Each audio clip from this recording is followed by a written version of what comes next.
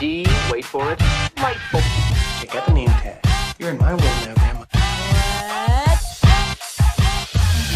What's up, nerds? So I finished the first two episodes of Obi Wan. And before I get started on this, I just want to say, not good. It's not good. Okay. I have some positives that I want to say that I liked and everything, but for the most part, it's just I don't know, man. I don't think that these people know like Star Wars because there's some inconsistencies in this episode, and I want to talk about those inconsistencies. But it's just like I don't understand. Like, you guys, you have the movies to watch from, and you have these shows, and I'm not talking about legacy anymore. I'm talking about canon, Disney canon. And I do not understand what is going on with these people. Like, did the writers of this show, and we're going to talk about them, did they not sit down and watch any of the old movies or any of the old TV shows, or read any, or even try to look it up? Like, you can fan wiki that stuff.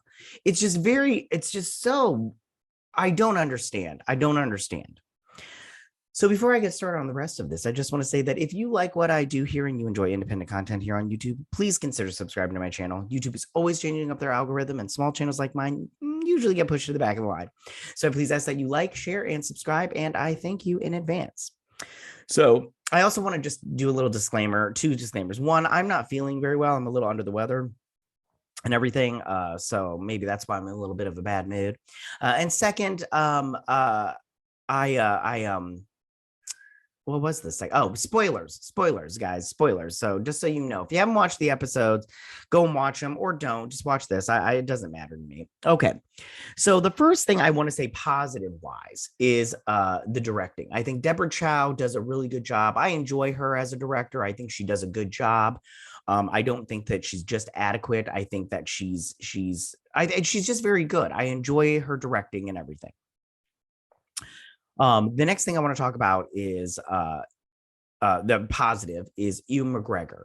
I liked Ewan McGregor in this episode, and I like him as an actor. I think he does Obi-Wan very, very well. I saw a lot of people saying that he was trying to copy what's his face from the original series.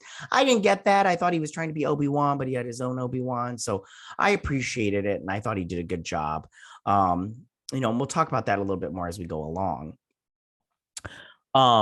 And then one thing from episode 1 is they showed Order 66 and these little younglings and them escaping and everything. I was curious as to why they showed that. And a small piece of me wondered if they were, we were going to see those younglings again sometime in the future. But I don't know, man. But I did enjoy that scene, that very first scene. I thought it was good. And I do enjoy seeing Order 66. I don't like seeing Jedi die, but at the same time, it's like, it's very interesting time, that those scenes. Now, overall, the story is like so bland, the save the child moments and everything. I just get so sick and tired of that. And I want to talk about that real quick. But I want to talk about the writers, as I said before. So all the writers on this, Dave Filoni and Jon Favreau did not take a part in this as far as writing goes. And I feel like maybe they should have, because they use their characters, or Dave Filoni's characters, that he brought into the Clone Wars and to Rebels. And I really don't think that they researched Star Wars or anything Star Wars before they went into this, because there's some inconsistencies with characters and stuff like that. And I don't think that really they knew what they were doing / talking about in some of this stuff. And it's very like, and I know they want to do member berries and that they think that that's all us fans want. No, that's not all we want. You don't have to tell me who got Luke that Skyhopper toy when he was in episode 4 in A New Hope.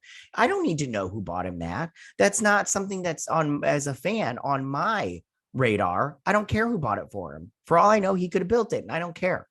But they seem to just want to shove all this crap in here, because now I think they're playing too much into feeding into the fandom and giving us fans what they think we want.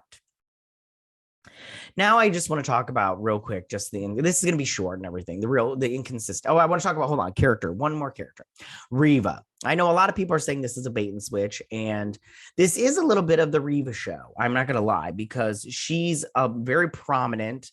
I'm pretty sure her character is going to die. Good, because her character is kind of annoying. You know, they're constantly telling her like, "Hey, you need to listen to the higher ups," and you're not. And I think that, you know, she's just, I think it was Reagan said, you can get a lot of things done if you don't care about who gets the credit. And Reva is not one that applies that to her life, because she wants the credit, and she wants the credit now because she wants to move higher up in the ranks. Maybe she wants to be Grand Inquisitor. But yeah, she's just an annoying character. Like, she's all like, I'm going to do my own thing, even though my boss told me no. And you're just all like, oh, well, it's very annoying, very annoying. Now I want to go into those little inconsistencies. And the first one I want to talk about is Princess Leia. Now, first off, this actress that played Princess Leia was okay, not that great, but okay and everything. For a child actor, it was fine. But she was annoying, not the Princess Leia I personally know, and my Princess Leia. And I think that she gets kidnapped, right, by these smugglers / bounty hunters, because Reva hires them. And then she goes in and she gets taken to this made-up planet, and it's fine. That part didn't bother me. But she gets kidnapped. I didn't like that she got kidnapped. I was like, I don't feel this, but we'll go with it. And then by the end of the episode, she's all like, oh, well, you're a Jedi, because she meets Ben Kenobi and everything, because Ben Kenobi saves her. And she's all like, make me float. I heard Jedi can make me float. And then she falls off that building. Well, she doesn't fall. She jumps and she doesn't make it. Or does she? Yeah. And he saves her, right? And she's all floaty and everything. And then she's talking to him and everything. And then how does this play into, and this is what I'm talking about. And I'm going to put up this tweet from I saw on Twitter that summarized it perfectly. Okay. It says, hey, remember I got that, gosh, hey, remember when I got kidnapped and you rescued me from the first alien planet I'd ever been on, and we got chased across the galaxy by Space Moses and Dinosaur, and I almost died, but then you saved me with the Force. Well, I don't, but apparently but you knew my dad. Sorry, I read that off a little bit. Sums it up greatly. How does Princess Leia from A New Hope not remember Ben Kenobi and everything? I'm like that. If you listen to that message, it's very obviously she never had met him before, but she's forgetting it. She's forgetting floating from a Jedi. Nonsense. That's such nonsense. Okay. And then the next thing I want to talk about is Reva then kills the Grand Inquisitor, who then shows up in Rebels, which takes place after this. I don't think so. Either, let's just pretend Rebels takes place before this, before Obi Wan Kenobi, the show. Then the Inquisitor dies in Rebels season 1. Spoiler alert there too. And if the Rebels takes place after, then he doesn't die in Kenobi. I'm like, listen, if he's not dead, fine. But I think he's dead. And these writers don't know what they're doing. They're just so, it's so inconsistent.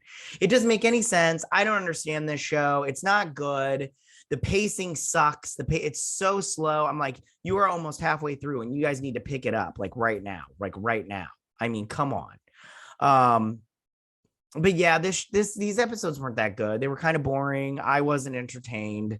But yeah, tell me what you guys think about this. I'm pretty sure you loved it. Oh, the fact that I hated it. It's probably because I'm racist and everything, according to Moses Ingram and people over at Star Wars. I'm racist because I didn't like it. Maybe I should handle a little bit of criticism with grace and everything. All right, you guys, that's my review for this show. If you liked it, great. Like it, I don't care.